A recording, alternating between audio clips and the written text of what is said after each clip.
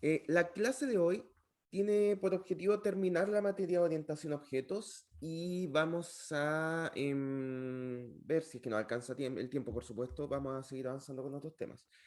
En la última clase, el último concepto que acá, pudimos dejar mencionado por lo menos, fue el concepto de herencia. Esta idea de que no solamente podías crear clases como una forma de agrupar múltiples objetos, sino que podías generar algunas relaciones entre las clases, donde la relación de herencia se definía como aquellos atributos y funcionalidades que en varias clases podían tener en común. ¿Ok? Entonces, en el ejemplo que dimos de este juego, nosotros dijimos que teníamos el jugador del juego de Among Us y dentro de ese juego podíamos tener dos subclases, la clase tripulante y la clase impostor.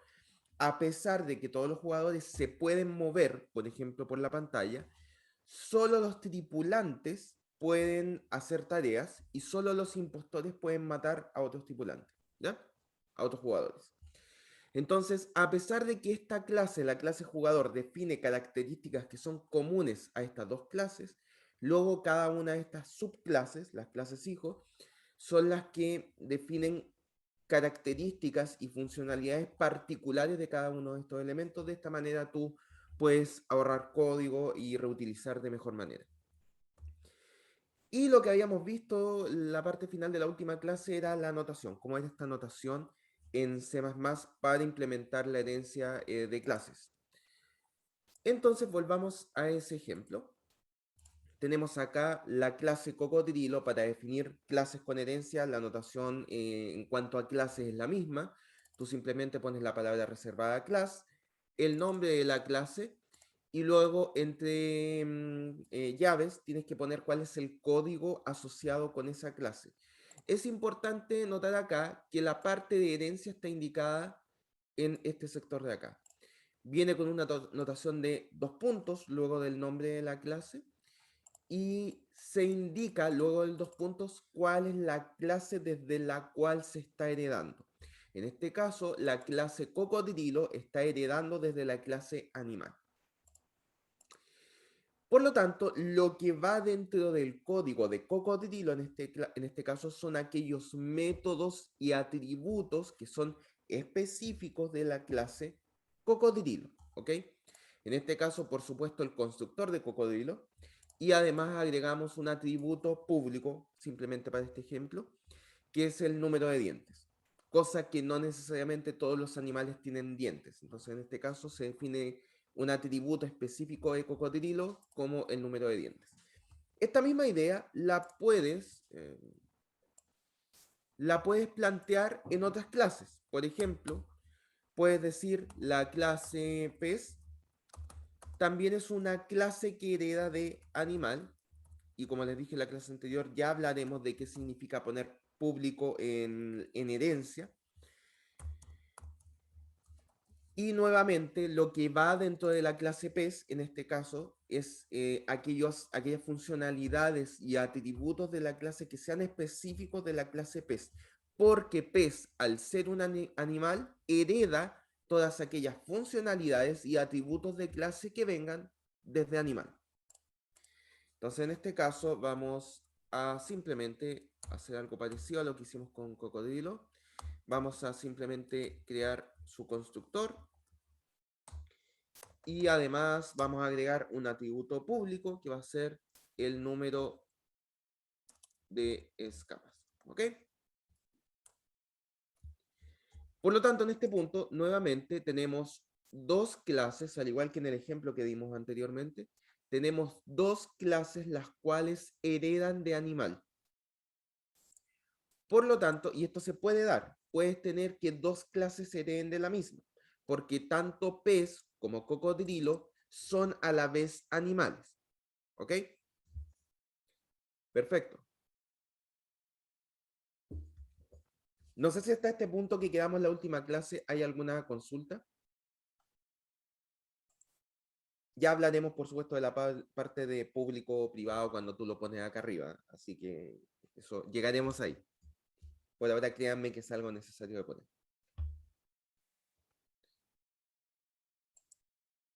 Perfecto. Voy a dejar el chat por acá a mano. Solo en caso de... Ok. Entonces, vamos a continuar viendo después cómo podemos incluso hacer algunos em, juegos al momento de escribir el código utilizando este concepto de herencia como base.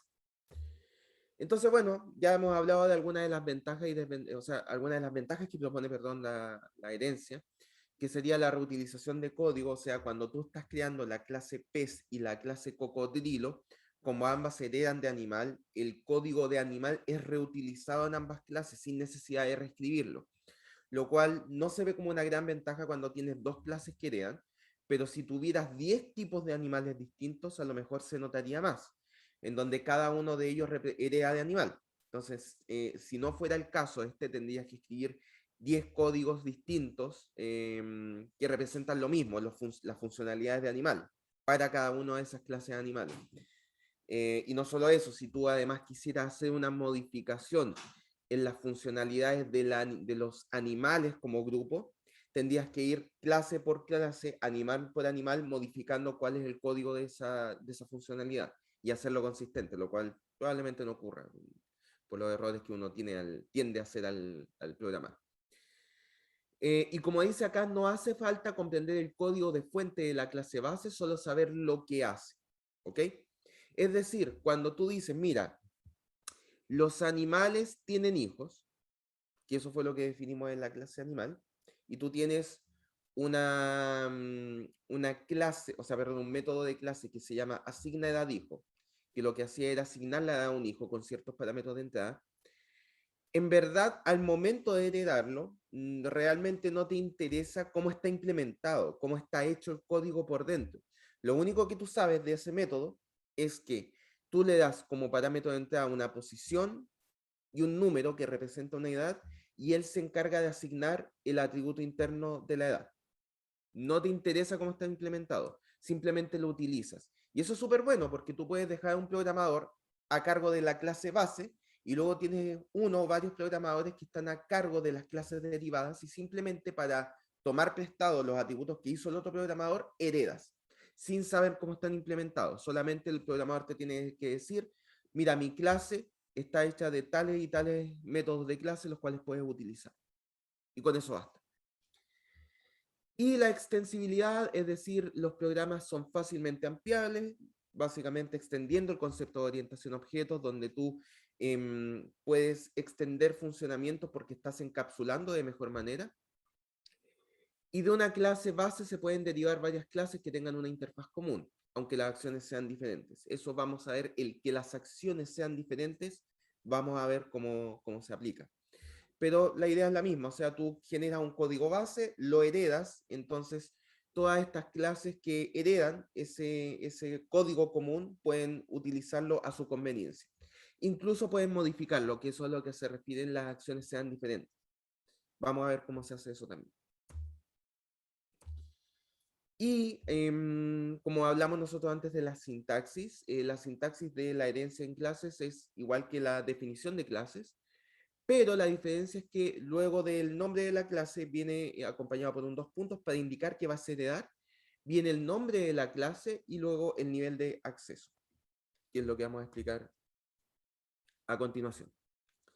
Nosotros hablamos de que cuando tú creas una clase, dentro de la definición de esa clase, tú puedes crear métodos y atributos públicos, métodos y atributos protected, de los cuales todavía no hemos hablado, y métodos y atributos privados. ¿Ok? Entonces, con eso tú generas un cambio en el nivel de acceso en la definición de los métodos y atributos de tu clase. Entonces, en herencia, la pregunta es, si yo en la clase base tengo definido un atributo como público, al heredarlo en la clase derivada, ¿también es público? ¿Cambia el nivel de acceso? ¿Qué ocurre? Esa es la pregunta. Y la respuesta para eso es, depende justamente de cómo tú definas este nivel de acceso. ¿Ok? Y es por eso que se habla de herencia pública, protegida y privada. ¿Ok? Voy a explicarlo. Si tú, por ejemplo, tienes una clase la cual tiene un atributo público y un atributo privado, vamos a hablar del caso más sencillo. Vamos a tirarla acá. Una clase A, y esta clase tiene un atributo público. Esto, por supuesto, aplica también para métodos. Estoy utilizando los atributos como una forma rápida de hacer el ejemplo. Int A, que es un atributo público. X. Y como atributo privado, vamos a poner el parámetro Y, el atributo Y. Y vamos a crear una clase B, la cual hereda de la clase A.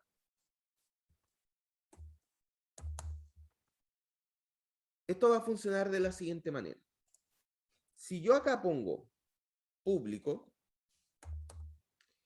hay una competencia entre el nivel de acceso que yo pongo acá y el nivel de acceso que yo pongo acá. Y esa competencia es ganada por el nivel de acceso más restrictivo. Vamos a ver algún ejemplo. Si yo pongo acá público, como lo puse acá, el atributo X está definido como público. Por lo tanto, este atributo se va a heredar en esta clase B como público. Y tiene sentido, ¿cierto? Si yo acá el atributo lo definí como público y estoy heredando de forma pública, el atributo se mantiene con acceso público en la herencia, en la clase B. Por lo tanto, si yo, de hecho, vamos a verlo acá. Si yo creo un objeto de la clase B y luego hago b.x, esto es correcto. Esto es correcto porque x se hereda en la clase B como público. ¿Ok? Ahora, cuando tú tienes este atributo y que es privado y heredas de forma pública, vuelve a haber una competencia, pero ahora el nivel de acceso más restrictivo es la definición de la variable, privado. Por lo tanto, esta variable, que está definida como privada, solamente está en la clase derivada como privado, ni siquiera es que se herede, porque las variables privadas no se pueden heredar, ¿ok? Por lo tanto, si yo intento hacer b.y, esto lanza error porque la variable y no se hereda en b. ¿Ok? Esto se debe a que, por definición, las variables privadas solo son accesibles en la clase original, dentro de este contexto. Por lo tanto, no se hereda. ¿Ya? Cambiemos la forma en que se hereda para que veamos el efecto de esto. Vamos a poner privado. Cuando ponemos privado acá, lo que estamos diciendo es que la competencia se va a producir ahora entre este nivel de acceso y los niveles de acceso definidos en la clase base. Veamos qué ocurre ahora. Como yo tengo definido la herencia como privada y esta variable de acá es de acceso público, se va a poder heredar la variable porque está definida como pública, por lo tanto las variables públicas son heredables, pero dentro de la clase derivada va a estar definido como privada, porque gana el nivel de acceso más restrictivo. Por lo tanto, la variable x, en este punto, el atributo x, va a verse dentro de la clase B, pero como una variable privada dentro de B. Como es privada dentro de B, en este punto, esto lanza un error. Porque ahora el atributo X no es un atributo público en la clase B. Eso no quita que si tú haces A, creo la variable A, y hago A.x, esto sigue siendo válido porque el atributo X dentro de la clase A sigue siendo público. Lo que ocurre es que al momento de heredar, X pasa como un atributo privado acá. ¿Ok? Lo mismo ocurre acá. La variable Y sigue siendo privada, por lo tanto ni siquiera alcanza a heredarse. Por lo tanto, no se puede ver en la clase B porque simplemente no se alcanzó a heredar. Y ahora es un buen momento de hablar de Protected. Protected es un intermedio en nivel de acceso entre public y private.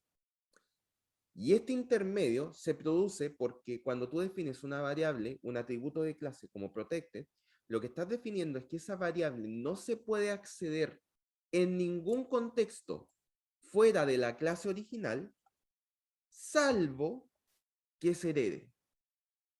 ¿Ok? Entonces vamos a definir, por ejemplo, acá, protected, la variable z. Vamos a poner esto como público por ahora, para no restringir el acceso. La variable x, como es pública, se hereda con el nivel de acceso público acá por el nivel de acceso que se puso en la herencia.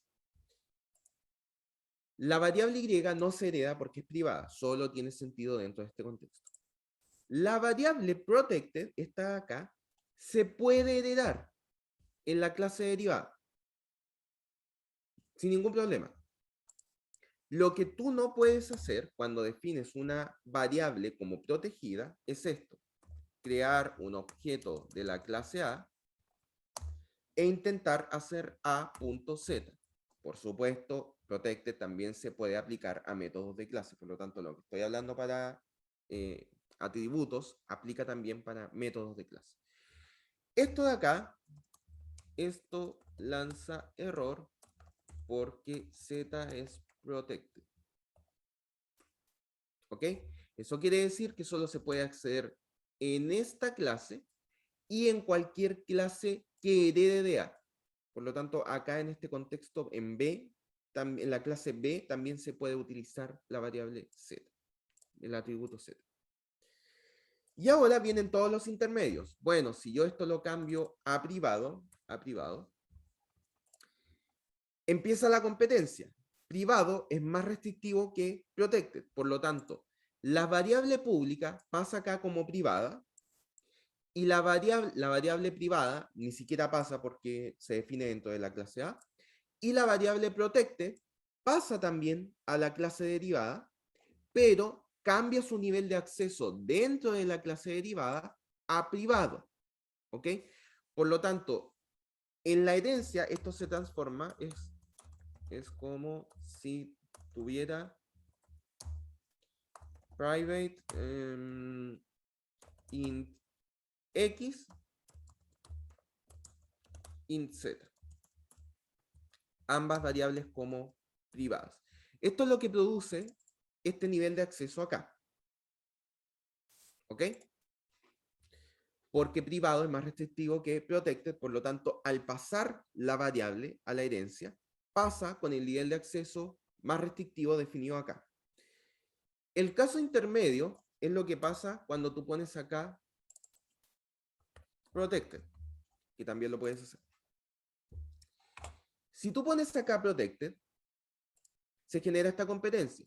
Z es una variable protegida y estoy heredando de forma protegida. ¿Cuál es el nivel de acceso más restrictivo al pasar acá? Protected, por lo tanto Z pasa acá abajo como protegida. Sin embargo, esta variable que es pública, X, como estoy haciendo la herencia de forma protegida, el nivel de acceso más restrictivo acá es protected. Por lo tanto, X también pasa acá abajo como protected. Por lo tanto, sería el equivalente a tener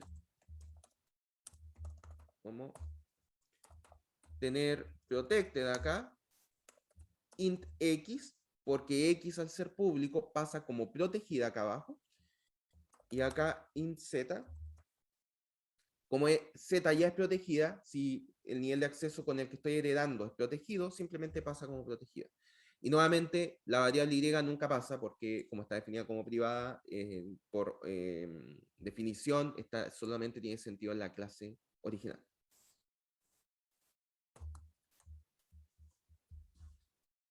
Este es el juego que produce el nivel de acceso en la definición de la herencia. ¿Ok? Cuando tú tienes definido esto acá, esto produce, para este caso en particular, que si tú creas un objeto de la clase A y haces A.x, esto funciona, porque X en el contexto de la clase A es pública. Por lo tanto, esto funciona.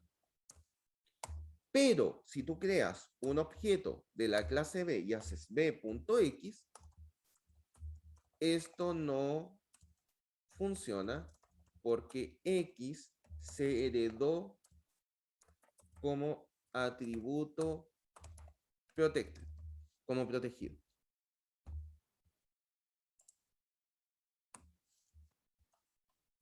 ¿Dudas hasta acá?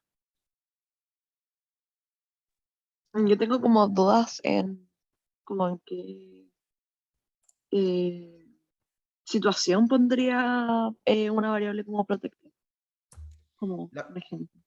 situaciones. En cualquier situación en donde tú quieras dejar el atributo o método de clase no accesible para el resto del código, pero quieres que se pueda utilizar en la herencia. A ver, déjame pensar en algún ejemplo puntual en que eso ocurra. Por ejemplo, tú tienes acá usuarios de una cuenta bancaria. Entonces acá tú tienes la clase user y acá tienes la clase usuario VIP que hereda de user.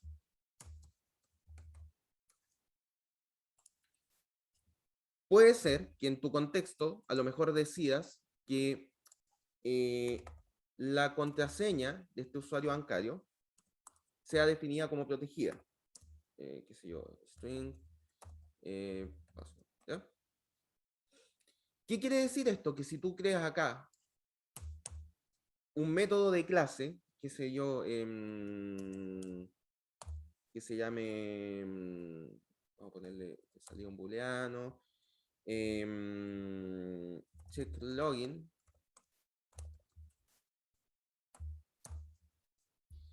y tú por acá haces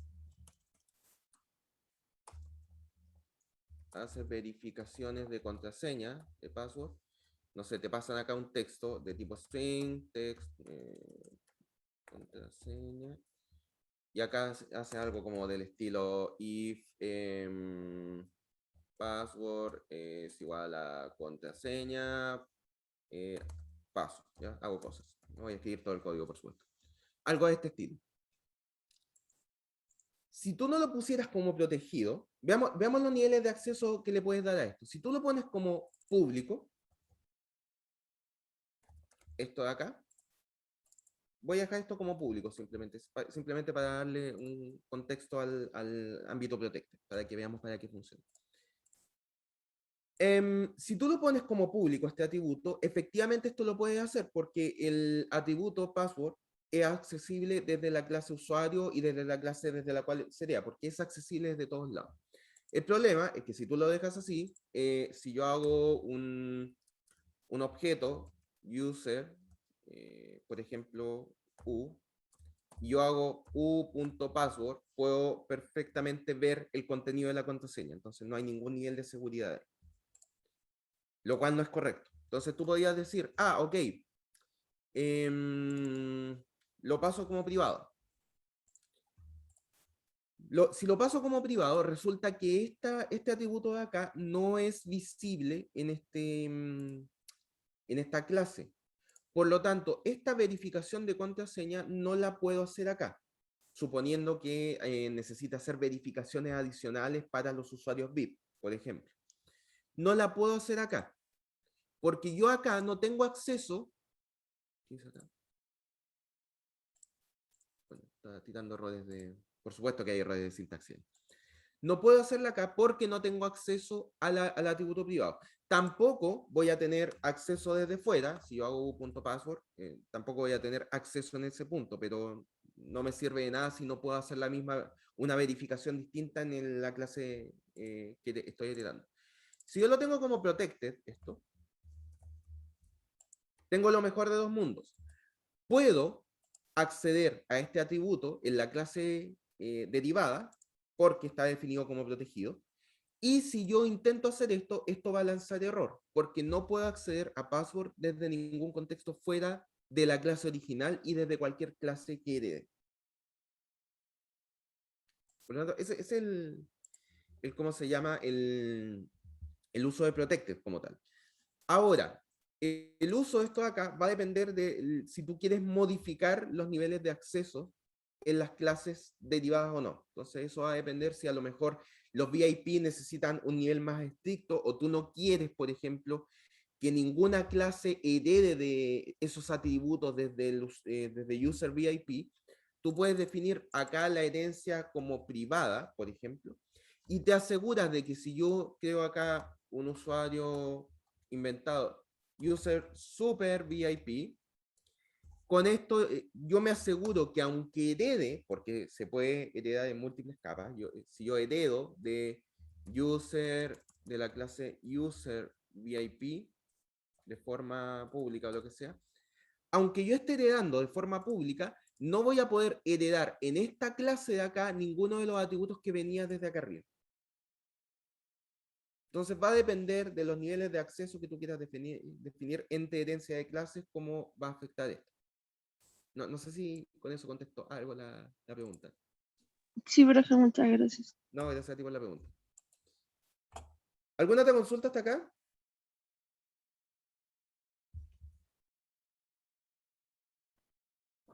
Perfecto.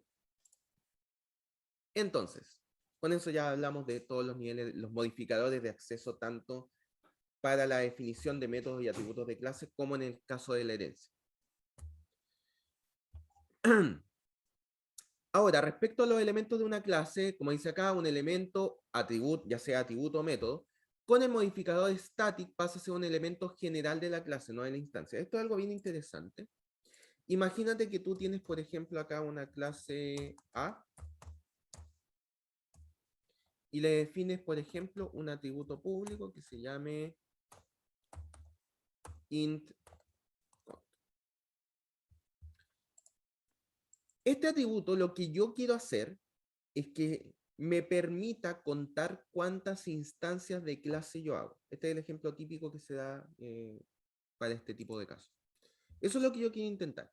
Pero como este es un atributo de la clase, si yo creo objetos de la clase A1 y A2, y yo hago A1 con más igual 1, esto lo vamos a inicializar explícitamente en 0. Si yo actualizo el valor de contador en el objeto A1, por supuesto que el valor en contador del objeto 2, esto sigue siendo 0. Esto sigue siendo 0. Porque contador en el objeto A2 es totalmente independiente del contador en el objeto A1. ¿Ok? Por lo tanto, no hay ninguna relación entre ambas variables, salvo que pertenecen a la misma clase, pero como variables son variables distintas, si quieres ver.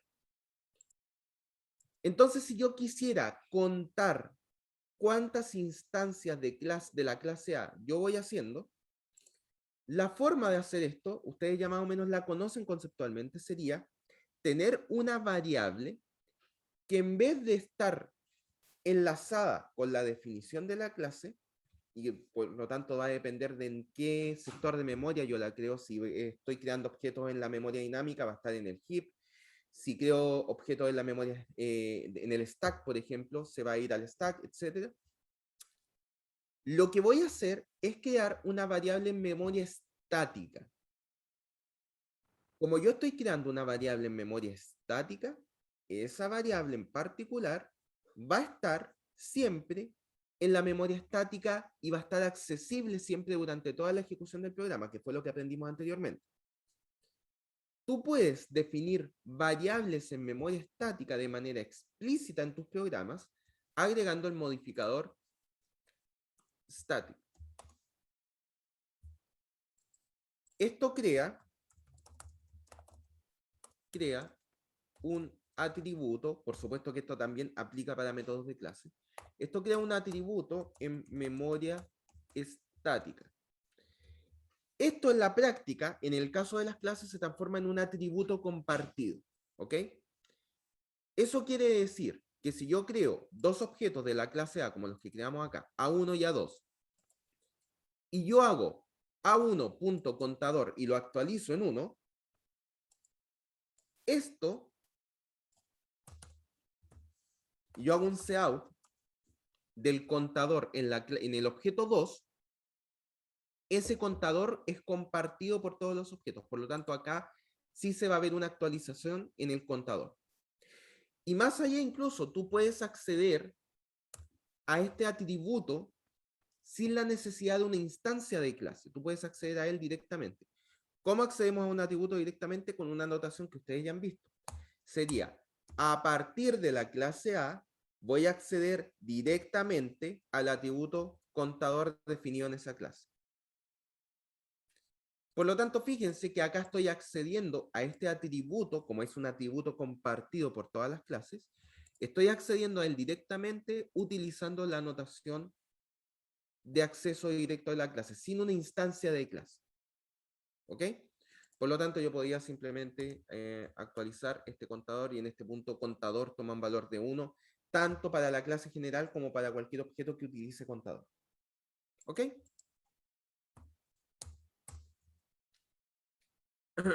Como dice acá, significa que no requieren una instancia de clase para tener acceso a ellos.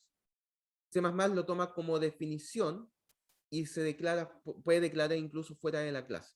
¿Ok? Se puede utilizar fuera de la clase.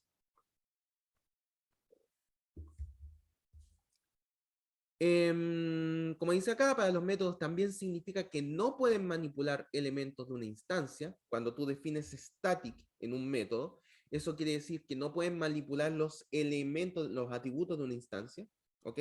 Porque simplemente no dependen de una instancia de clase. Fíjense la conexión ahí. No pueden manipular los elementos de una instancia de clase porque no dependen de una instancia de clase para ser llamados.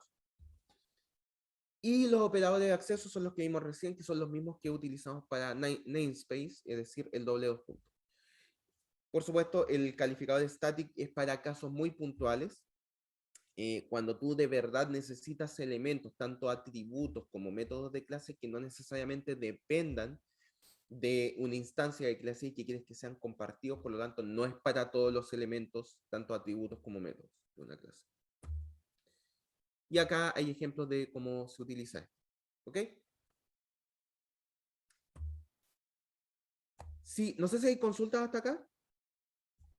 Bueno, la anotación por si no le intriga cómo es la anotación para el caso de funciones, es exactamente la misma. ¿Okay? Tú defines la implementación de una función f perteneciente a, en este caso, a x. ¿Por qué está definido aquí? Esto es un error, debería ser c. Entonces sería, esta es la implementación de la función f, y luego puedes utilizar f directamente sin una instancia de clase poniendo c, dos puntos, f. ¿Ok? Entonces, es la misma notación que para acceder a atributos de clase estática. ¿Dudas hasta acá?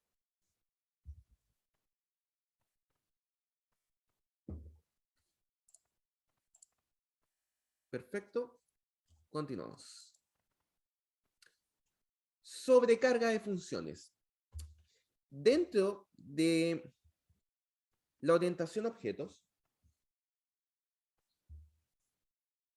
ya se han dado cuenta, por lo menos en el caso de los constructores, que puedes tener más de un constructor definido dentro de una clase, y que la forma de saber cuál es el constructor que estás llamando es dependiendo de la firma del constructor.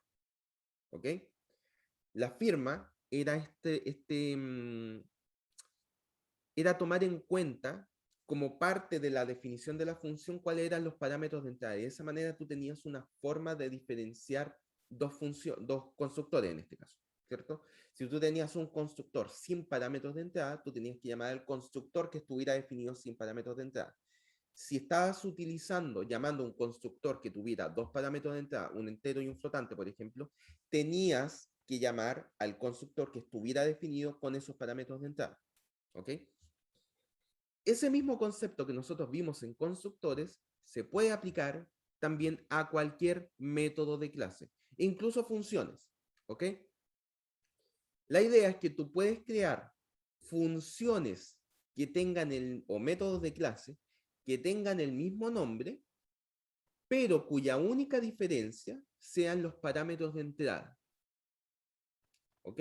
Y eso es lo que se llama la sobrecarga de funciones o sobrecarga de métodos de clase. Es decir, tú puedes perfectamente tener dentro de tu clase, de la clase A, por ejemplo, definir una función f y definir otra función f con el mismo nombre, un método f, pero que ahora tenga un parámetro de entrada p. Entonces, si yo llamo a la función f, para saber cuál de las dos tengo que utilizar, tengo que fijarme con qué parámetros de entrada la estoy llamando. Si es sin parámetros de entrada, utilizo esta. Si es con un parámetro de entrada entero, tengo que utilizar la que está en la línea 20. ¿Ok? Como dice acá, cuando una clase derivada y la clase heredada tienen algún elemento con el mismo nombre, el compilador debe elegir cuál ocupa. Esto en el caso de herencia es bien particular, porque incluso yo puedo sobrecargar métodos que estén definidos en la clase base. ¿Ok? Y acá es un poco más complicado el tema. ¿Ok? Porque, como dice acá, el compilador de C++ siempre elige o sea, siempre escoge el elemento de la clase derivada, que es la sobrecarga u overriding. Vamos a ver este ejemplo acá, para ver cómo funciona la sobrecarga de funciones en este contexto. Mira.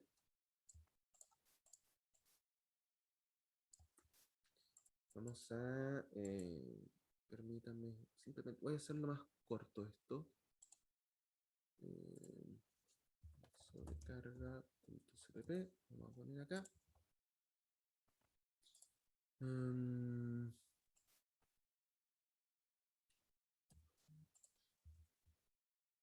Y acá por supuesto me faltan los include.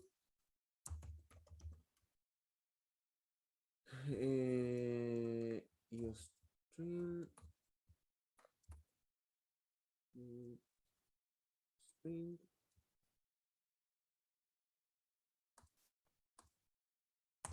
Perfecto.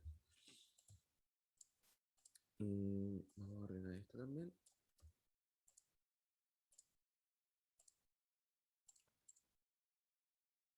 Acá.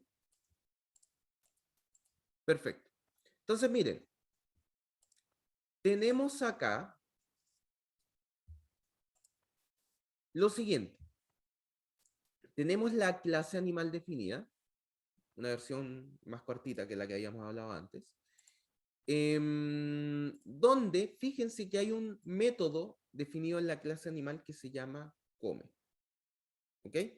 Entonces, por lo tanto, yo puedo crear un objeto de la clase animal que utilice este método de clase que se llame come. ¿Ok? Ahora fíjense que cocodrilo hereda de animal y hereda de forma pública, por lo tanto todo lo que es público acá se hereda como público y todo lo que es protegido se hereda como protegido, mantiene los niveles de acceso. Pero también tiene definido un método que se llama come. Y acá es donde empieza lo interesante. Porque este come es exactamente igual en definición que el come que hay acá arriba. De la misma manera que si yo defino la clase persona, ¿ok? Veamos otro ejemplo, la clase hispanohablante.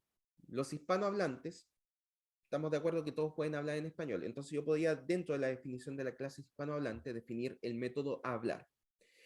Y por supuesto, si un hispanohablante habla, va a hablar en español. Probablemente, si yo les digo hispanohablante, de forma tan general, ustedes se van a imaginar cualquier persona hablando en español, a lo mejor un español más o menos neutro. Sin embargo, si yo creo la clase chileno que hereda de hispanohablante y le digo a un chileno que hable, un chileno habla de una forma bien particular, tiene un acento, tiene modismos, tiene una forma de hablar particular. Fíjense que el hispanohablante y el chileno ambos tienen definido su método de hablar, porque ambos pueden hablar, por supuesto. Pero la forma de hablar del hispanohablante general a la del chileno es distinta. Si yo además defino la clase, por ejemplo, argentino, que herede del hispanohablante, el argentino también, por supuesto, puede hablar, tiene su método para hablar, pero la forma de hablar del argentino es distinta de la del hispanohablante como forma general de hablar, y también es distinta que la forma en que habla el chileno. Por lo tanto, a pesar de que tienen el mismo método y lo puedes utilizar de la misma manera, la forma en que se utiliza, la forma en que se implementa cada uno de esos métodos es distinta. Por lo tanto, lo que estamos diciendo acá es que, ok, los animales comen, pero el cocodrilo come de una forma en particular. ¿Ok? Por lo tanto, tiene su propia implementación. Si yo creo un objeto de la clase animal, en este caso, y le digo a ese animal que coma, el método que se va a llamar en este caso es el de la clase animal. ¿Tiene sentido? Creé un objeto de la clase animal y estoy llamando al método come. ¿Cuál método come llamo? El de la clase animal. Lo mismo acá. Si yo creo un objeto de la clase cocodrilo y luego le digo a ese cocodrilo que coma, ¿cuál de los dos métodos llamo? ¿El de la clase base o el de la clase derivada? Acá también sigue la misma lógica un poco obvia, si quieren llamarlo, que es como creé un objeto de la clase cocodrilo, llamo al método de la clase cocodrilo. Por lo tanto, este de acá come como un animal y este de acá come como un cocodrilo, porque es un objeto de la clase animal y de la clase cocodrilo, respectivamente. La pregunta acá se puede complicar un poco porque es caso intermedio. Vamos a ver el siguiente caso. Miren. Voy a crear un objeto de la clase animal en memoria dinámica. Pero fíjense, voy a hacerlo de la siguiente manera. Voy a crear un puntero a animal. Ahora fíjense, yo estoy creando un puntero a animal. Pero un cocodrilo también es un animal, porque un cocodrilo hereda animal, ¿cierto? Entonces, bajo esa lógica, es válido, y la orientación a objetos lo permite, que si yo lo que necesito es un animal, puedo crear, asociado a ese puntero de animales, como cocodrilos son parte de los animales, puedo crear un objeto cocodrilo asociado a ese puntero. Se puede hacer, porque un cocodrilo es a la vez un animal.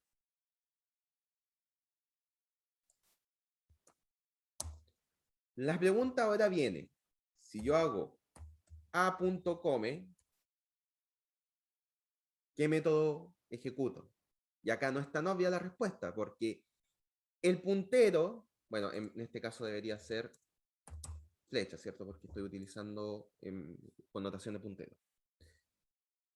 En este caso, ¿llamo al método de la clase base o al de la clase derivada? Porque estoy llamando con un puntero de animal, pero el objeto que tengo guardado en memoria es un cocodrilo, ¿cierto? Entonces, ¿cuál llamo? La respuesta en este caso es depende. Con la anotación que tú tienes puesta tal cual, ahora, esto de acá va a llamar al método come de la clase base. Este de acá. Y la lógica que sigue es la siguiente. Si estoy utilizando un puntero de la clase base, cuando utilice ese puntero para llamar al método, voy a utilizar el método de la clase base. Esa es la lógica que está utilizando. Por lo tanto, en este caso, se va a llamar el método de la clase base. Pero tú puedes ser porfiado al respecto. Y tú dices, ¿sabes qué? Yo estoy guardando un objeto de tipo cocodrilo, y a pesar de que estoy utilizando un puntero de tipo animal, yo quiero que se llame al método de la clase cocodrilo. ¿Cómo lo hago? Y es acá donde se utiliza este concepto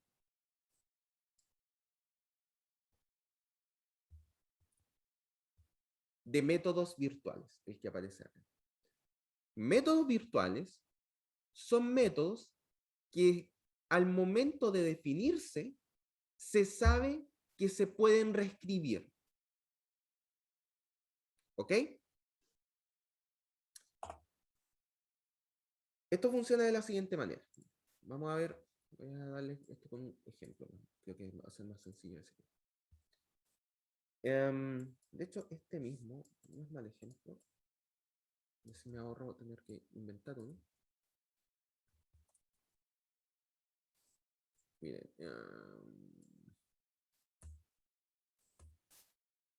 Estoy acá.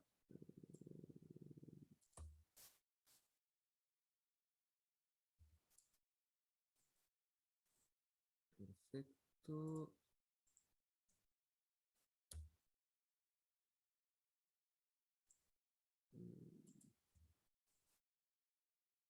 Esto de acá.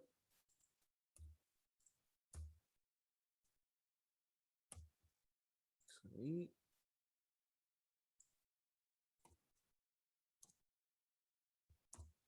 Y todo esto de acá debe ir para acá. Ese dentro del for. Perfecto. Entonces, hay acá. Voy a darle un namespace a eso. Escrito con notación de self simplemente. Using namespace. ST. Ahí sí. Entonces, lo que tenemos acá es una versión simplificada de clases de animales y clases que heredan de animales. Entonces, tenemos la clase animal. Por ahora, por favor, no se fijen en la palabra virtual. Fíjense solamente que animal tiene definido un método come, que lo único que hace es mostrar por pantalla yo como un animal. Y luego tenemos la clase lobo y la clase pez. Ambas heredan de animal y ambas tienen sus propios métodos come, donde uno dice yo como un lobo, yo como un animal. ¿Ok? Incluso hay otra clase que se llama otro animal, que hereda de animal. Lo que estamos haciendo acá es un arreglo de punteros. ¿Ok? Espero que se entienda la anotación. Estoy haciendo un arreglo de punteros a animales de tamaño 4, por lo tanto, en cada casilla del arreglo hay un puntero. ¿Ok? Por lo tanto, como en cada casilla hay un puntero, yo podía asignar ese puntero a algún sector de memoria. Como es un puntero animal, y el lobo también es un animal porque hereda de animal, y el pez es un animal porque hereda de animal, y otro animal es un animal porque hereda de animal, yo perfectamente puedo hacer lo que hicimos anteriormente. Al primer puntero le asigno un espacio en memoria de tipo animal, que es lo que estoy haciendo ahí. Al segundo puntero le asigno un espacio en memoria de tipo lobo, porque el lobo también es un animal. Al tercer puntero le asigno un espacio en memoria de tipo pez, porque pez también es un animal. Y en el último, ya van siguiendo la idea, ¿cierto? Le asigno un espacio en memoria de otro animal, porque otro animal es un animal también, etc. Y lo que estoy haciendo acá es recorrer este arreglo de punteros y por cada posición llamar al método come, para ver qué es lo que va a salir por pantalla. Lo que va a ocurrir es lo siguiente. Veamos el primer puntero. El primer puntero está asociado a un objeto de tipo animal. Por lo tanto, se va a ejecutar el método come definido acá. ¿Ok? De hecho, vamos a borrar el virtual un momento. Solo para ver el efecto de esto. De hecho, lo vamos a compilar y vamos a ver qué es lo que ocurre. En el segundo caso, volvemos a lo que explicamos anteriormente. Este es un puntero de tipo animal que está asociado a un objeto de tipo lobo, donde lobo es una hereda de animal.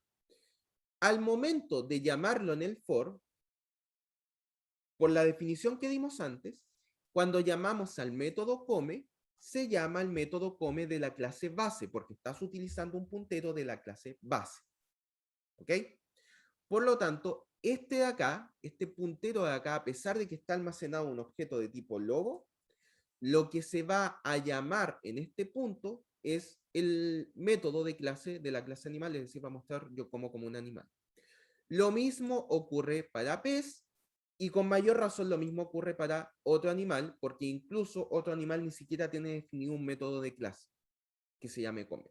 Por lo tanto, es lógico que en ese caso se va a heredar el método de la clase base y por lo tanto lo que se va a llamar es come como un animal. Si nosotros compilamos, sobrecarga, y ejecutamos, fíjense qué ocurre lo que acabamos de explicar. Los únicos mensajes que aparecen en este caso son yo como un animal, porque siempre estás llamando al método come de la clase base.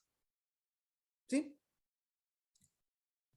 Veamos lo que ocurre ahora si agregamos virtual a la definición de nuestro método de clase base. Lo que ocurre en este caso es lo siguiente. Con virtual, lo que estamos diciendo es que el método come, que nosotros definimos acá, podría ser sobrescrito, ser sobrecargado en las clases derivadas. Si no se sobrecarga, simplemente no se sobrecarga. En este caso estamos indicando eso. Por lo tanto, en el primer puntero es de tipo animal y está asociado a la clase animal. ¿Ok? Por lo tanto, en este caso, como es un puntero de tipo animal asociado a un objeto de la clase animal, simplemente llamo al método de la clase animal, que es este come, y va a mostrar yo como un animal. En el segundo caso, fíjate que como pusimos virtual acá, el método come se sobreescribió en la clase lobo. Por lo tanto, acá hay un nuevo método come para la clase lobo. En este caso, a pesar de que estoy utilizando un puntero de la clase animal, como estoy almacenando un objeto de la clase lobo y nosotros indicamos con virtual que se iba a sobreescribir el método come en las clases derivadas, el método que se llama en este caso es el de la clase derivada. Por lo tanto, a pesar de estar utilizando un puntero animal, el método que se va a llamar en este caso es el de la clase derivada, es decir, para comer como un lobo. ¿Ok? Lo mismo ocurre para el siguiente puntero. A pesar de estar utilizando un puntero animal, como lo que se está almacenando en memoria es un objeto de tipo pez, y yo definí el método de la clase base como virtual, lo que se va a llamar en este caso es el método de la clase derivada, es decir, come como un pez en este caso. En el último caso, a pesar de que esté definido como virtual y que yo estoy utilizando un objeto de la clase derivada, como la clase derivada no sobreescribió el método come, simplemente se va a mostrar el método de la clase base, solamente porque acá no hay ningún método come definido dentro de la clase. Por eso les dije que virtual es una forma de indicar que el método de esa clase podría ser sobrescrito en las clases derivadas. Por lo tanto, en este último caso va a volver a escribir yo como un animal. Si nosotros guardamos esto, compilamos y ejecutamos, fíjense que ocurre exactamente lo que indicamos. En el primer caso dice yo como un animal. En el segundo yo como un lobo, a pesar, insisto en este punto, a pesar de que estamos utilizando un puntero de la clase animal en ese caso. También yo como un pez, a pesar de estar utilizando un puntero de la clase animal. Y el último vuelve a comer como un animal simplemente porque la clase derivada no tiene definido un método come propio. Por lo tanto, no sobrescribe el de la clase base. ¿Qué tal? ¿Dudas hasta acá?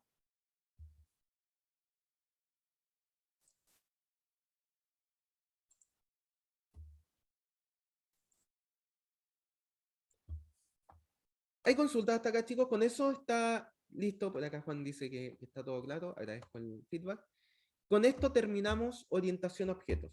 Y esto es la materia hasta la cual entra el próximo control. Así que no sé si hay alguna duda final de cualquier cosa que hayamos visto.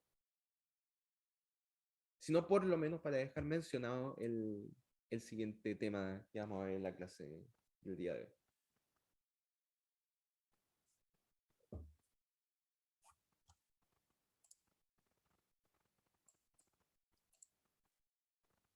Perfecto.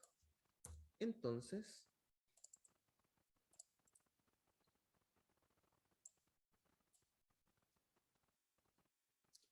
lo que vamos a hacer es dejar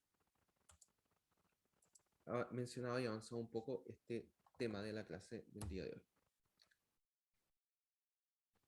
En la clase, en lo que queda de la clase del día de hoy, vamos a hablar de las bibliotecas estándar que provee C++ como lenguaje de programación. Y es acá donde vamos a hablar en más detalle de por qué hemos estado omitiendo, en la mayoría de los casos se nos ha pasado en algunas partes de código de las presentaciones, pero por qué hemos estado omitiendo la palabra using, o sea, la frase de código using namespace hasta el momento, ¿ya? Entonces vamos a explicar ahora qué es un namespace, cómo se utiliza y en qué casos es bueno utilizarlo y en qué casos no. Y spoiler alert, en la mayoría de los casos no es muy bueno utilizar el using namespace. El namespace como tal es una buena práctica, pero el using namespace por lo general no es muy buena práctica. Vamos a hablar de cada uno de estos temas durante lo que queda de la clase, ¿ya? Entonces, el namespace, primera cosa. En C++, como dice acá, la declaración de un namespace te permite a ti especificar un bloque de código que permite agrupar elementos. Estos elementos dentro de tu namespace pueden ser variables, pueden ser funciones, pueden ser clases o conjuntos de las mismas, ¿ya? Entonces, cuando tú defines el namespace std, lo que estás diciendo es, todos estos elementos pertenecen a un gran bloque de código que es el bloque estándar. Por eso se llama std, el namespace se llama std. ¿Ok?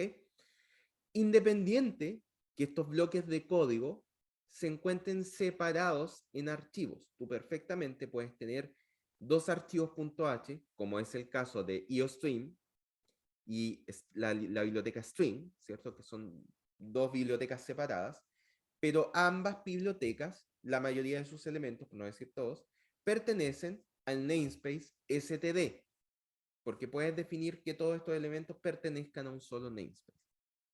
De esta manera, tú lo que estás diciendo es agrupando elementos que tú puedes definir en uno o varios archivos que pertenecen a un bloque, a una estructura de código, ¿ya? Como dice acá, los namespaces permiten agrupar el código en bloques lógicos y evitar colisiones de nombres. ¿Ok? La gracia del namespace es que si tú, por ejemplo, tienes definido una variable A, ¿ok? Es bien probable que alguien en su código cree una variable A propia, ¿cierto? Entonces, una forma de especificar que cuando quieran utilizar esa variable A se refieran a la variable A que tú creaste es crearle un namespace. De esa manera, tú defines de manera específica que la variable a la cual te estás refiriendo es la variable A que pertenece a un cierto namespace. Y lo vamos a ver, por supuesto, con ejemplos cómo se produce esto. Entonces, vamos a crear acá la carpeta stl. Y acá vamos a crear un nuevo archivo que se va a llamar namespace.cpp. ¿Ok? Entonces, por ejemplo, siempre los include de rigor, iostream, include, string, eso. Lo que vamos a hacer es crear nuestro propio namespace. Entonces, vamos a crear un namespace acá, y esta es la anotación, simplemente pones la palabra reservada namespace para indicar que vas a crear uno. Luego le das un nombre a este namespace, por ejemplo, mi namespace. Y entre llaves indicas todos los elementos que van a ir dentro de ese namespace. Por ejemplo,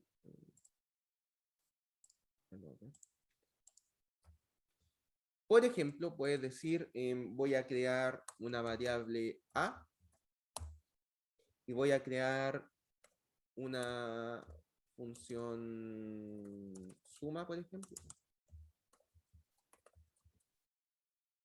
que reciba un flotante X y un flotante Y. ¿Ok? Y en este caso, vamos a decir simplemente X más Y. ¿Ok? Puedes crear distintos elementos. Puedes crear clases dentro de un namespace sin ningún problema. Lo puedes hacer totalmente. ¿Ya? Y acá van a ir todos tus elementos. Como les digo, esto puede ir repartido en varios archivos. No existe ninguna problemática en ello. Puedes tener un namespace que esté parcelizado en varios archivos. Entonces, bueno, ahora la pregunta es, ¿cómo yo utilizo estos elementos a partir del namespace que yo creé? La forma de hacerlo es la siguiente.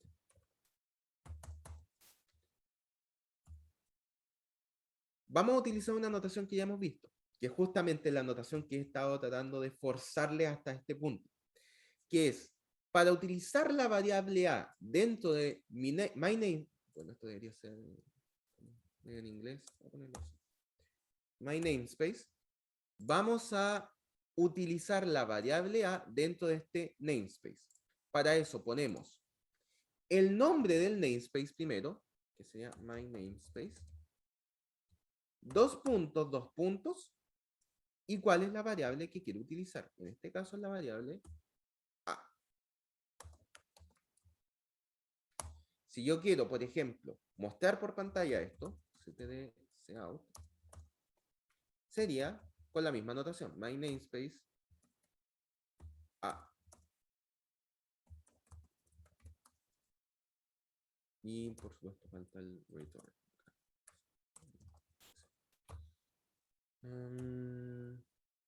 Entonces acá vamos a irnos a 7. Vamos a compilar esto. Namespace. Perfecto. Y lo ejecutamos. Y lo que se muestra por pantalla es efectivamente un 0, ¿ya? Que era el valor que le dimos a esta variable. Lo mismo ocurre para acceder a funciones, simplemente tienes que poner el nombre del namespace, dos puntos, el nombre de la función, y la utilizas como una función cualquiera. ¿Sí? Entonces, espero que ahora les haga mucho más sentido lo que está ocurriendo en estas líneas de acá. Lo que está ocurriendo es que estamos llamando al namespace std, y dentro de este namespace estamos llamando a un operador, en este caso, que es el operador cout, que lo que hace es, a partir de un flujo de datos, muestra algo por la terminal. Y en este caso lo mismo. Estamos llamando a partir del namespace std, estamos llamando a endline, que lo que produce es un salto de línea dentro de ese flujo de datos. Por lo tanto, es por eso que cada vez que quieres acceder a los elementos definidos dentro de un namespace, tienes que poner, por ejemplo, si quieres definir una variable de tipo string, std, string. Porque de esta manera estás accediendo al dato definido como string dentro del namespace std. ¿Ok? Esto lo que produce, evita que tengas muchas colisiones de código, porque si tú creas una variable acá dentro del main que se llame A, no va a tener ningún problema de coexistir con esta variable A, porque para utilizar la variable A dentro del namespace, tienes que primero darle el nombre, utilizar el nombre del namespace. Por lo tanto, es totalmente distinta. De hecho, esto lo vamos a poner acá. Y acá vamos a mostrar la variable A simplemente. Compilamos y ejecutamos. Entonces, fíjense que el primer cout muestra un 0, que es el valor que nosotros le dimos a la variable dentro del namespace, y a la siguiente variable le dimos un 1, por lo tanto eso es lo que se muestra en el cout, un 1, que es el valor asociado a la variable a pesar de que tienen el mismo nombre, porque puedo diferenciar claramente la variable A de my namespace de la variable A que yo definí dentro del código. ¿Ok? Es muy utilizado lo que voy a explicar a continuación, pero por lo general se evita utilizar y por eso lo he obligado hasta el día de hoy a utilizar la anotación que hemos usado hasta ahora. Les voy a explicar para qué sirve el using namespace y por qué no es buena idea utilizarlo. Entonces, miren, imagínate que tú te quieres ahorrar el escribir en cada momento el nombre del namespace, ¿ok? Tú lo que puedes hacer es decir, mira, en este código en particular, en este contexto, en este archivo, yo voy a utilizar siempre este namespace, por lo tanto lo voy a dejar explícito eso. Este código de acá va a utilizar el namespace llamado using namespace, el namespace llamado my namespace, que es ese que está acá. Con esta definición, puedo volver a utilizar la variable que yo definí dentro del namespace, esta de acá, sin la necesidad de llamar a su namespace. ¿Ok?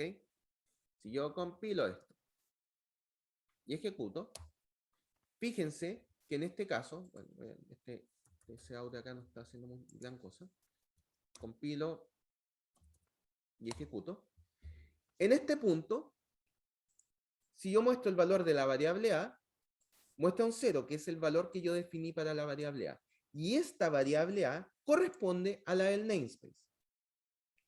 Al poner toda esta línea de código, lo que estás haciendo es indicar que vas a utilizar ese namespace durante ese código, por lo tanto no es necesario que pongas el nombre a cada rato. Y esto se utiliza mucho. El problema es el siguiente.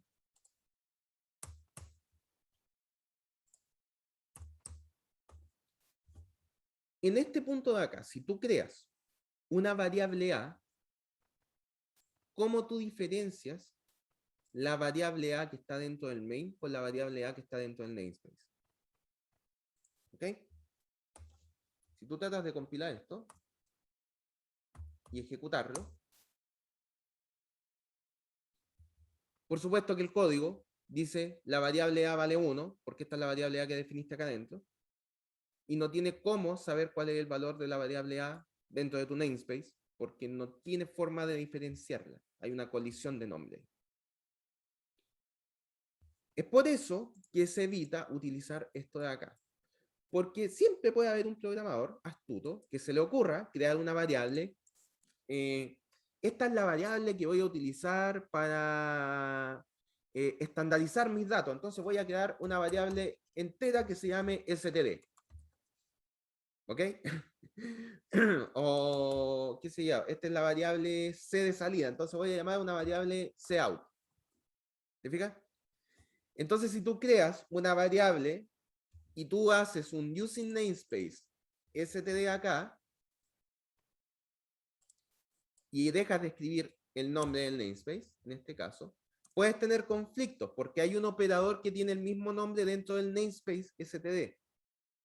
Por supuesto, estos son casos extremos, pero cuando tú estás creando tus propios namespace, incluso cuando utilizas namespace de otros programadores, puede haber problemas porque a no ser que tú te sepas de memoria todos los elementos que están definidos dentro de ese namespace, puede ocurrir que tú crees una variable, una función o un método o una clase que justo esté definida de la misma manera dentro del namespace. Entonces lo mejor es evitar eso y simplemente escribir el namespace de manera explícita cada vez que tú llamas algún elemento del namespace. Y de esa manera te evitas las colisiones de nombre. ¿Hay alguna consulta hasta acá? Y ahora espero que haya justificado de manera correcta el por qué no hemos utilizado el using namespace hasta ahora. Y lo vamos a seguir sin utilizar por si acaso.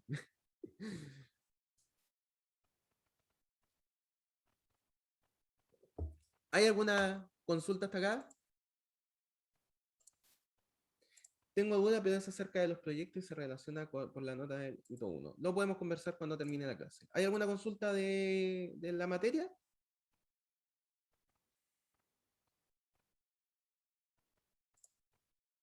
Perfecto. Ya, chicos, voy a parar la grabación.